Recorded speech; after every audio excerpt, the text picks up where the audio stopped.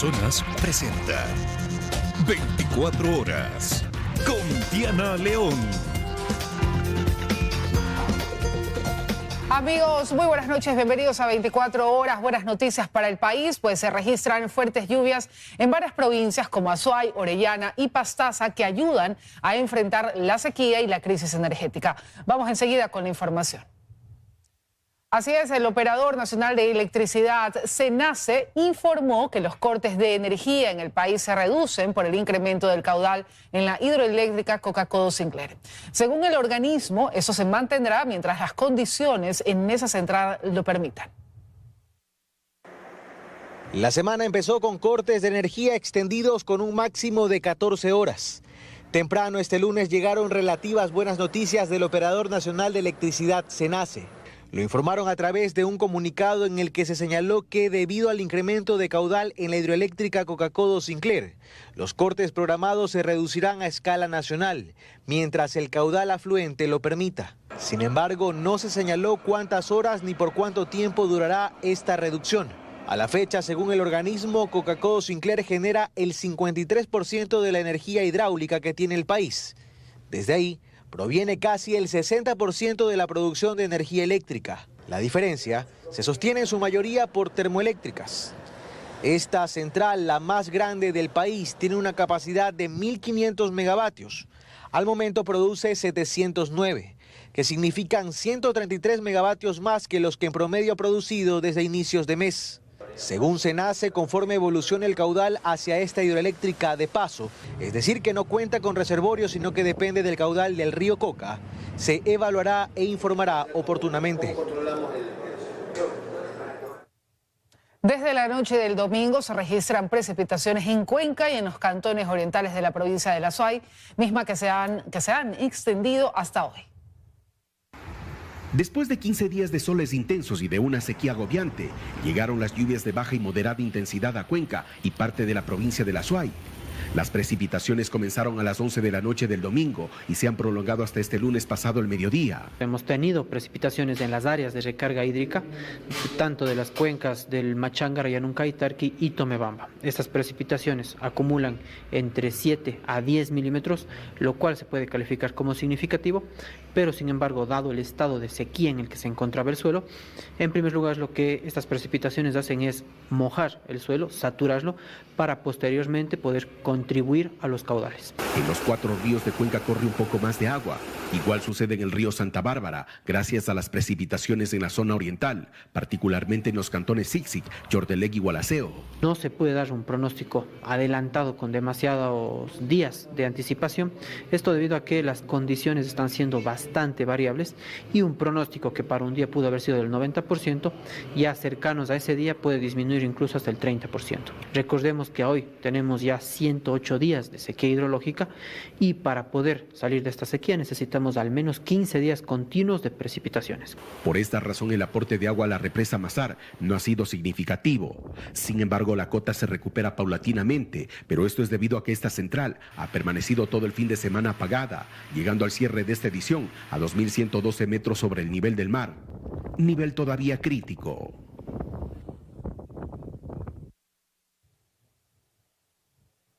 Y las fuertes lluvias registradas en las últimas horas sobre la provincia de Orellana han provocado un incremento en el caudal del río Coca.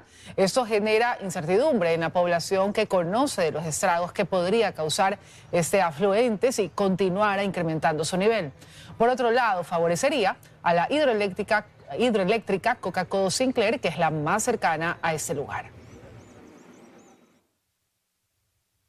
Y también las fuertes lluvias registradas en la provincia de Pastaza hicieron que se registren varios deslizamientos de tierra y el colapso de la carpeta asfáltica en el límite provincial con Tungurahua.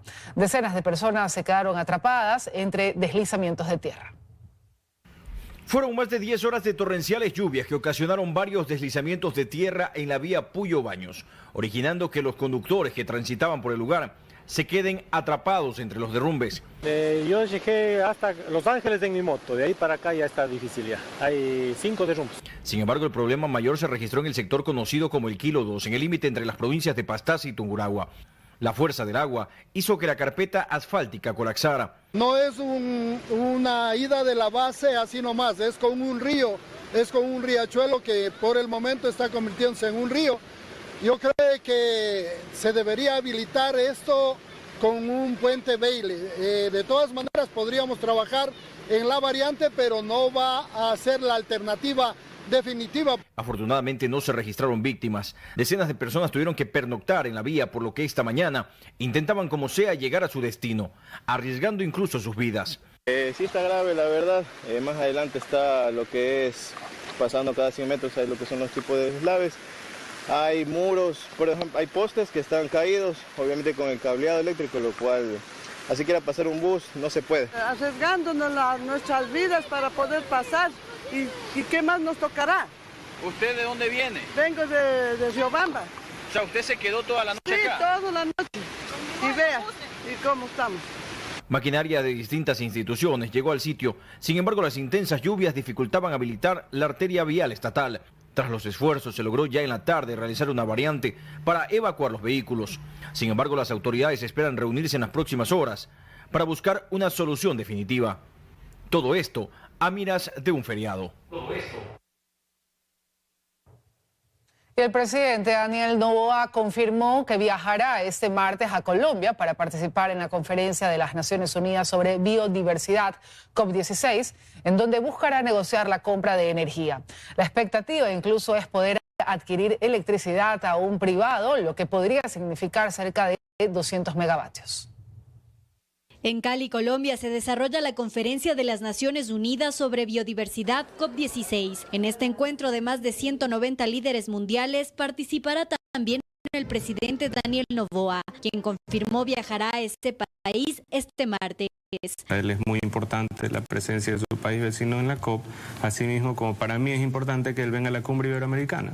Entonces, en ese caso hay que ser recíprocos. Allí buscará un espacio para negociar la compra de energía. Colombia restringió la exportación del exterior del diésel que dejó el nivel de sus embalses, producido por la sequía que azota la región. En septiembre fue la última vez que recibimos energía de ese país, alrededor de 25 megavatios, de los 450 que es la capacidad de interconexión. Hoy, con mejores condiciones en la nación vecina, se espera poder reanudar la compra-venta. El propio presidente colombiano Gustavo Petro, a través de su cuenta de X, expresó el pasado 25 de octubre que es momento de solidarizarse con Ecuador, porque la sequía es inclemente y las condiciones para la vida humana son críticas. A ello apela el mandatario ecuatoriano. Y ahí en la prensa que hablaba de que hay que ayudar a Ecuador. Hay que ayudar a Ecuador. El primero debería ser él. Ya, pues que empiece él. Estaremos muy agradecidos, pero...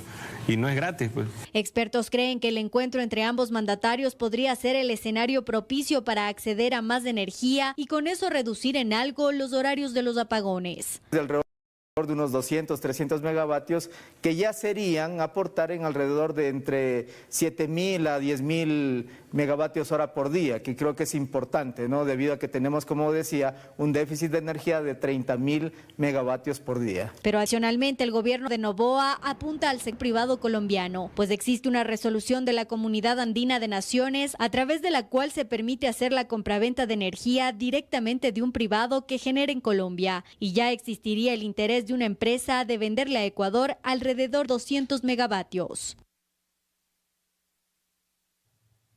Los horarios de los cortes de energía de 10 a 14 horas a escala nacional reduce el tiempo de productividad y afecta diariamente la economía del sector comercial. Una de las áreas perjudicadas es la de los mayoristas.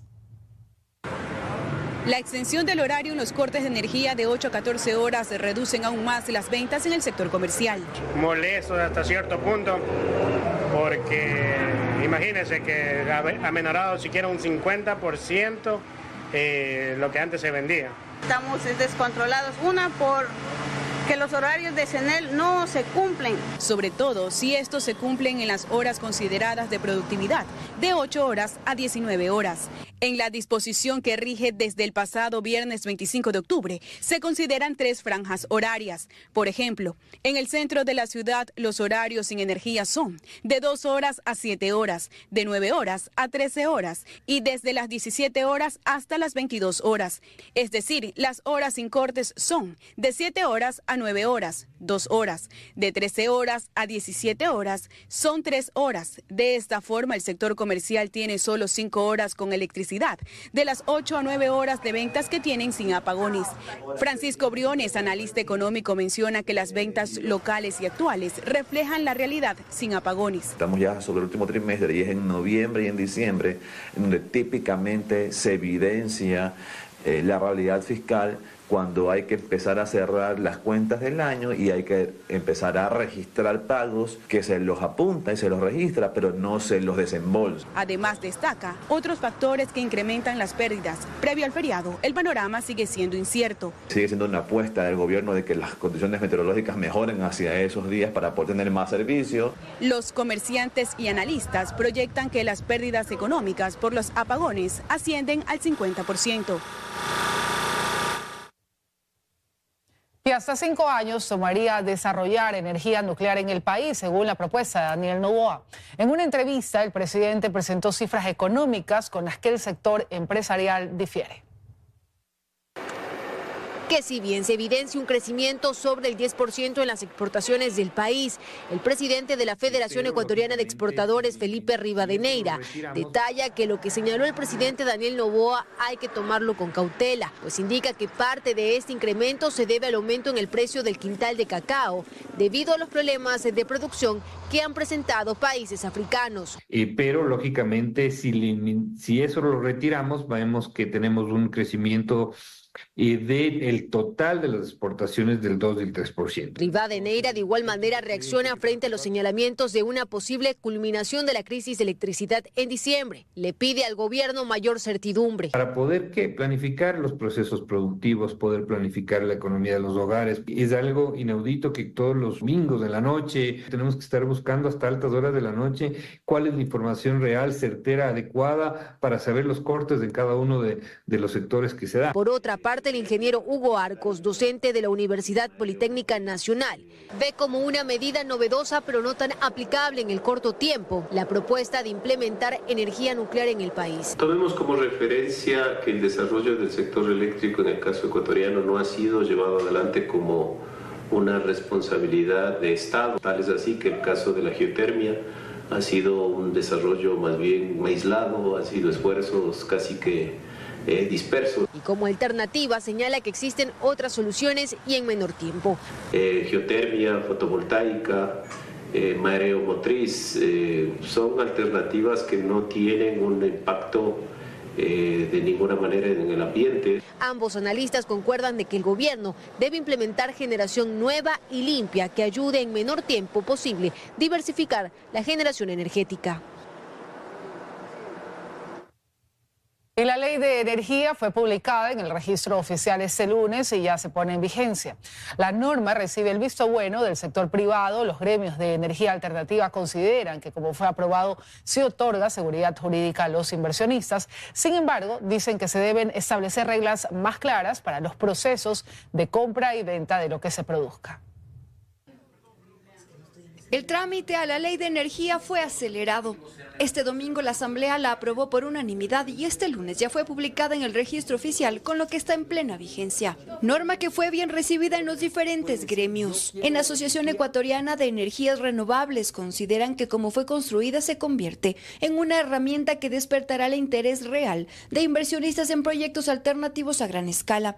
Su presidente Eduardo Rosero asegura que ya hay interesados debido a las mejores condiciones económicas que ofrece la norma. Porque a partir de algunos artículos ya se podrá crear un fideicomiso El otro artículo que respalda una garantía extra del Estado para ese tipo de títulos habilitantes. En el debate, la propuesta original enviada por el gobierno se modificó. Esta nueva ley, por ejemplo, crea un fideicomiso para garantizar el pago a los inversionistas, pero también fija la inversión en la plataforma energética pública. Sobre esto, Rosero asegura que hay procesos que aún no están claros en la práctica. No está tan claro si esta energía se va a destinar a un mercado regulado, que es el mercado en el cual el Estado compra la energía, o a un mercado de consumidores libres o grandes consumidores. La norma permite la inversión privada en proyectos de generación de energía eléctrica, con varios incentivos, sobre todo en los de energías no renovables convencionales. Por ejemplo, proyectos que sean de hasta 100 megavatios tendrán un procedimiento simplificado. Desde el Colegio de Ingenieros Eléctricos del Litoral coinciden en que hay aspectos que corregir. Sí debería de hacerse una revisión, como la del fideicomiso, el hecho de que el gas no solamente pueda ser importado por el privado para su autoabastecimiento. La ley posibilita la libre importación de gas para autogeneradores, otorga beneficios para los proyectos de energías alternativas que impulsen en las provincias de frontera y propone que lo que allí se genere sea usado en esos territorios.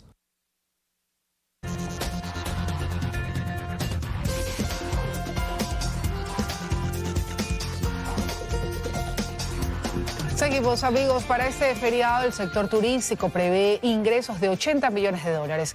Con el día extra de asueto, es decir, el jueves 31 de octubre, esperan que esta cifra incremente en un 15%. Este jueves los ecuatorianos gozarán de un día más de feriado.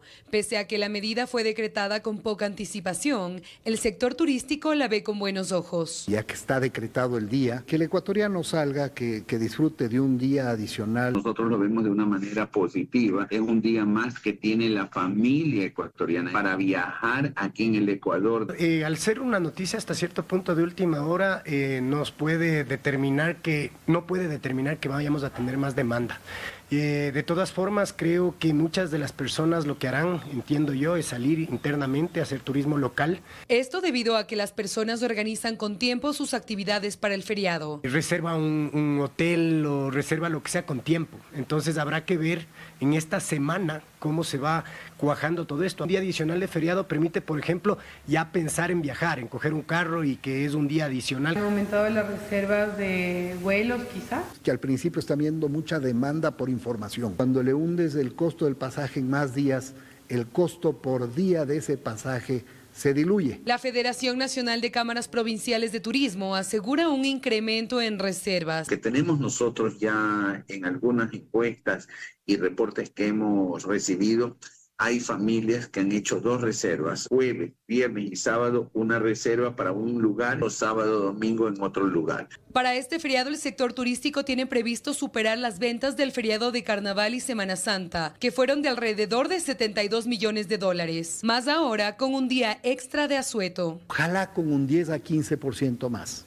Ojalá podamos llegar a esos 80 millones previos que estábamos pensando, ojalá más. No obstante, el sector turístico asegura que para este feriado ha solicitado al gobierno nacional que no haya cortes de electricidad en las zonas con más movimiento de turistas. El Ministerio de Trabajo anunció que la suspensión de la jornada laboral del jueves 31 de octubre será obligatoria para el sector público y privado. Mediante un comunicado, la cartera de Estado precisó que este día se deberá recuperar. Por su parte, el Ministerio de Educación indicó que las clases del 31 también quedan suspendidas y se deberán recuperar.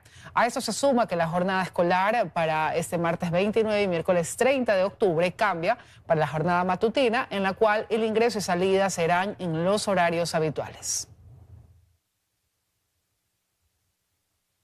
Y también les contamos, una delegación del Fondo Monetario Internacional visita Ecuador para verificar si el gobierno ha cumplido las metas del acuerdo de crédito aprobado el pasado 31 de mayo. Sin embargo, expertos económicos advierten que la crisis energética podría afectar incluso el desembolso de los recursos. Hasta la capital llegó este lunes una delegación del Fondo Monetario Internacional para revisar junto al Ministerio de Economía los avances de Ecuador tras la aprobación del acuerdo de crédito por $4.000 millones ocurrido el 31 de mayo. Así lo informó esta cartera de Estado mediante este comunicado, en el que señala que en las reuniones de trabajo también se revisarán las perspectivas políticas del país. De este monto, Ecuador ya recibió 1.000 millones en junio y se espera que otros 500 millones lleguen hasta antes de diciembre. La realidad es que el ajuste fiscal ha sido cumplido incluso con creces y que este ya es un formalismo. A nivel del presupuesto general del Estado, entre enero y agosto, el fisco terminó con un déficit de $494 millones. Es una reducción muy importante frente al mismo periodo del año anterior. Sin embargo, para Andrés Albuja, si bien este segundo desembolso no estaría en riesgo, sí los siguientes, a causa de la crisis energética. Ya al segundo trimestre del 2024 presenta una contracción del 2.2%. Esto se va a ahondar para finales de año. Terminará Ecuador con una contracción cercana al 5 o 6%. E incluso, dice, el propio acuerdo podría caerse. Porque se ahonda la crisis económica, el FMI presta dinero a sus países miembros para solucionar problemas de balanza de pagos, pero en el caso de Ecuador, la crisis energética deja para este año 2024 una crisis de balanza de pagos todavía más acentuada. Porque además el gobierno ahora tiene una presión muy fuerte para invertir en el sector eléctrico. El presupuesto de inversión emergente es de alrededor de $1.300 millones. De acuerdo a lo establecido, el monto total debería llegar hasta 2026. Los bancos privados proponen una prórroga de 90 días para el pago de 4 tipos de créditos, esto en medio de la crisis económica causada por los racionamientos eléctricos. Con ello se lograría, dicen, un alivio financiero. La medida todavía no está vigente, según explicó la superintendenta de bancos. Los racionamientos de energía ya dejan severas secuelas en la economía del país y el temor de no poder pagar las deudas contraídas con la banca está latente. De allí que la Asociación de Bancos Privados del Ecuador propone una prórroga de 90 días para el pago de créditos de vivienda, consumo, tarjeta de crédito y microcrédito. Estas cuotas se trasladarán al final de la tabla de amortización y le dará, por ejemplo, al microempresario, a la microempresaria, a la señora María, que tiene un pequeño emprendimiento, la posibilidad de, durante estos 90 días, no verse en la necesidad de cubrir estas 3 cuotas o estos 3 pagos, reorganizar sus finanzas personales, no deteriorar su calificación crediticia y también no incurrir en el pago de intereses moratorios. Sin embargo, la medida aún no está vigente, aunque se espera pueda ejecutarse lo más pronto posible. Es una propuesta presentada a la Junta de Regulación y Política Financiera. Yo entiendo que en próximas horas, días, la Junta ya convocará, nos pedirá información, asistiremos a este tema de la convocatoria de la Junta para aprobar la propuesta por el organismo de control. Pero los 14 bancos privados que representan el 86% de los activos del sistema financiero del país ya preparan los mecanismos para poner en marcha su propuesta. Cada institución, en conocimiento de sus clientes, de la forma de comunicarse con sus clientes, pondrá a disposición de ellos los mecanismos en que las personas podrán acceder a estas facilidades. La preocupación de la ciudadanía es que la prórroga termine resultando perjudicial por un incremento en los intereses. En la propuesta que se remitió a la Junta, el organismo de controles manifestó que no se considerará una operación nueva de crédito, por lo que no debe generar costos, comisiones, cargos, tributos o contribuciones de ningún tipo. De aprobarse la resolución, esta aplicaría para la banca pública y privada. Así lo explicó la superintendenta de bancos. El proceso de renovación de 3 jueces de la Corte Constitucional avanza. La Asamblea Nacional y el Ejecutivo ya remitieron sus ternas a la Comisión de Selección, mientras que la función de transparencia tiene plazo hasta este martes. Los nombres de los 6 primeros postulantes para la renovación de la Corte Constitucional ya están en manos de la Comisión de Selección. La Asamblea envió su terna el domingo y está conformada por Angélica Porras Velasco, ex vocal del Consejo de la Judicatura y ex profesora del Instituto de Altos Estudios Nacionales IAEN. Recientemente su nombre saltó a la palestra tras ser sentenciada por el Tribunal Contencioso Electoral por violencia política de género en contra de la fiscal general. Román Terán Suárez, quien fue decano de la Facultad Facultad de Jurisprudencia de la Universidad Central y juez de la Sala Especializada de lo Contencioso Tributario de 2015 a 2019, y Gladys Proaño, ex conjueza de la Sala Penal de la Corte Nacional y contratada por la Judicatura para el proceso de selección de jueces anticorrupción. Mientras que el Ejecutivo nominó este lunes a Pamela Aguirre Castro, ex procuradora del SRI, quien además se ha desempeñado como asesora de la Corte Constitucional, Gastón Ríos Morante, ex asesor del Consejo de Participación Ciudadana y de la Corte Constitucional, y Claudia Salgado, quien fue directora nacional de Asuntos Internacionales y Arbitraje de la Procuraduría General del Estado y es PhD en Derecho Internacional. Y en el caso de la función de transparencia, ellos tienen hasta el día 29, en razón que al presidente de la función de transparencia le llegó la documentación el día 15 de octubre. Una vez recibidas todas las ternas, se vendrá la etapa de calificación de requisitos que se extenderá por el término de 5 días. Si llegare algún candidato a incumplir alguno de los requisitos, se le envía una notificación. Si el candidato o candidata no llegare a subsanar dentro de los 3 días, lamentablemente se queda sin la posibilidad y nosotros a la función respectiva le notificaremos el particular para que en el término de 3 días logre remitir una hoja de vida de otro candidato. Tras ello llegará la etapa de impugnaciones, que tomará otros 15 días. Posteriormente, la calificación de méritos y las pruebas teóricas y prácticas. Según el cronograma, todo el proceso demorará hasta el 24 de abril de 2025, aunque las funciones de 3 de los jueces vencerán en febrero.